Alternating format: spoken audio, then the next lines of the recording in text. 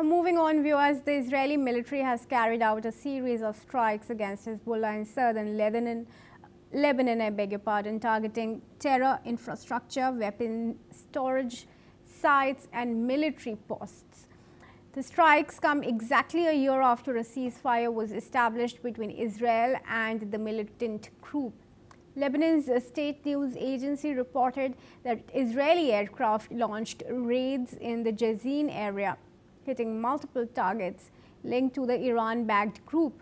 Israel says it will continue operations to remain and remove any threat to the state. Under the ceasefire agreement, Hezbollah was put to pull forces north of the Litani River and dismantle infrastructure south of it. The Lebanese army is carrying out this plan, but the US and Israel have accused authorities of delays.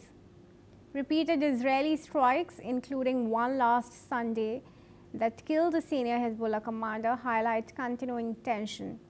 Israeli Defense Minister warned that security must be guaranteed or there will be no calm in Lebanon.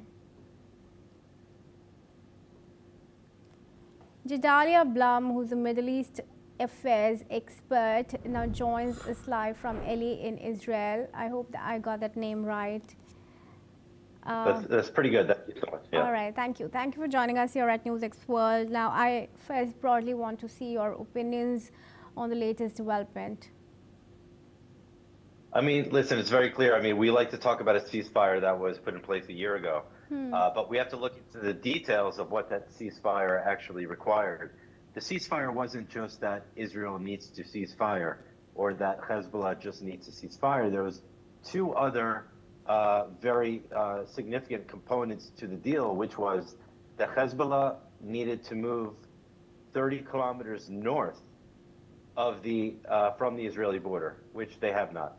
The second thing is that the Lebanese government needed to disarm Hezbollah. Those two things are not only not happening, but the opposite is actually happening. Hezbollah is rearming; they're not being disarmed, and their stronghold is being rebuilt. So Israel can continue to follow through with its part of the deal, while the other side continues to violate it. But that would actually put Israel in a much a worse situation, and not only Israel in the worst situation, but also the people of Lebanon, because if Hezbollah gets stronger and gets strong enough to feel that they could actually fight Israel, which they don't feel that way now, but if they do, it's going to open up the war again in a very significant and devastating way for the people, not only of Israel, but from Lebanon. So if it's really up to the international community, the Lebanese government, I know Trump recently today had reiterated the deadline for disarmament for December 31st of this year.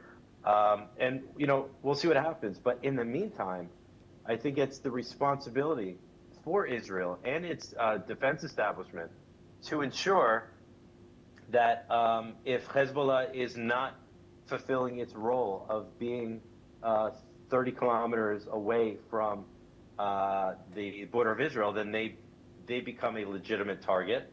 And if the Lebanese government does not stop disarming and we see the rearming, we will continue to attack the supply lines and the missile silos. That's just we don't want to, but we have to. And this is Israel's position.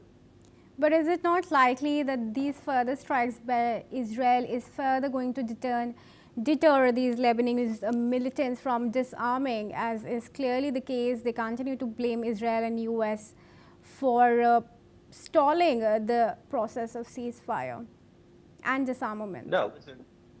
No, I mean, there's absolutely no ceasefire agreement. You could call it a ceasefire, and which both sides decided to cease fire according to an agreement that one side is not fulfilling. Like I said. And so when it comes down to it, by Israel striking Hezbollah, it's certainly not an escalation, it's a de-escalation. It's doing a favor. There's always been a saying in the Middle East that Lebanon would be the first to make peace with Israel, but they have to be the last because they're the weakest. And the government of Lebanon is extremely weak. They've been taken over. Listen, the fact of the matter is, what other sovereign country allows a foreign army to take over? That's exactly what happened in Lebanon. And so we are actually doing the Lebanese a favor. There's many people in Lebanon who are very happy that Israel is striking Hezbollah. This is not a war between Israel and Lebanon. In fact, I believe at some point, Israel is going to be seen as liberators of Lebanon, and the people are going to be extremely happy. And I believe that the people of Israel would be going to Beirut, and the people of Lebanon would be coming to Tel Aviv. I think we're natural peace partners. Unfortunately, the jihad that has come from Iran and has been invested for the last 40 years into Lebanon has not only destroyed any semblance of peace between Israel and Lebanon, but it's destroyed the people and the country of Lebanon. Lebanon used to be, they used to call it the Paris of the Middle East, and now it's just a terrible place to live. All right. Well, thank you, Mr. Blum, for joining us here at NewsX World for now and sharing your opinion. And viewers, with that, we will shift our focus to some more breaking news developments. Pope Leo has visited Turkey as part of the first overseas trip of his papacy, and he has urged the country to embrace its role as a mediator between nations. His remarks soon followed significant talks with Turkish President Recep Tayyip Erdogan. Let's listen in to what Pope Leo said during the meeting. Mr. President, may Turkey be a source of stability and rapprochement between peoples, in service of a just and lasting peace. Today, more than ever, we need people who will promote dialogue and practice it with firm will and patient resolve. In the aftermath of the tragedies of 2 world wars, which saw the building of large international organizations, we are now experiencing a phase marked by heightened level of conflict on the global level, fueled by prevailing strategies of economic and military power. This is enabling what Pope Francis called a third world war fought piecemeal. We must in no way give in to this.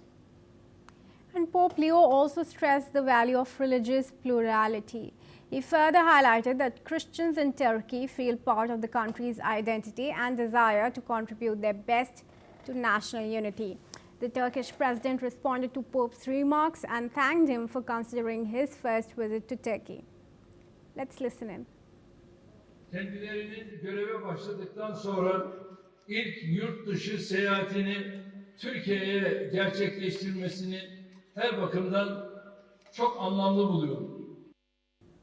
And moving on to some news from France now, 2 French prisoners escaped from a jail in Dijon after sawing through cell bars and using bed sheets to flee. Authorities have made the statement. Now, guards noticed the breakout shortly before dawn. The fugitives are a 19-year-old held for attempted murder and a 33-year-old incarcerated for threats and violence.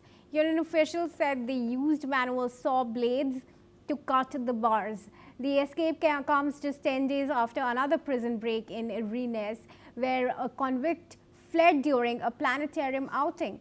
France's prisons are among Europe's most overcrowded, with Dijon housing 311 inmates in 180 places. Staff unions criticized the justice minister for focusing on high security prisons while neglecting regular facilities, calling for more staff and stronger security.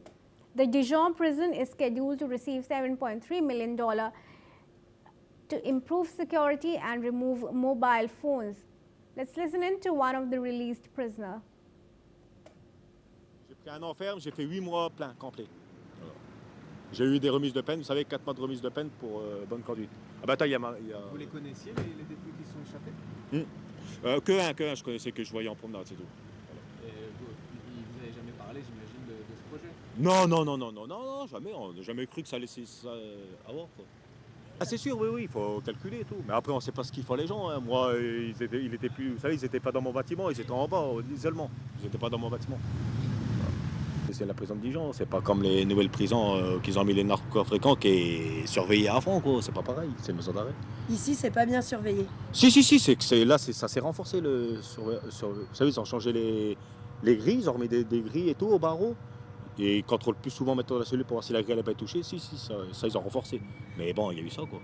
Ils n'ont pas fini tous les travaux. And that's all the time we have for Keep Watching NewsX World for more news updates from across the world.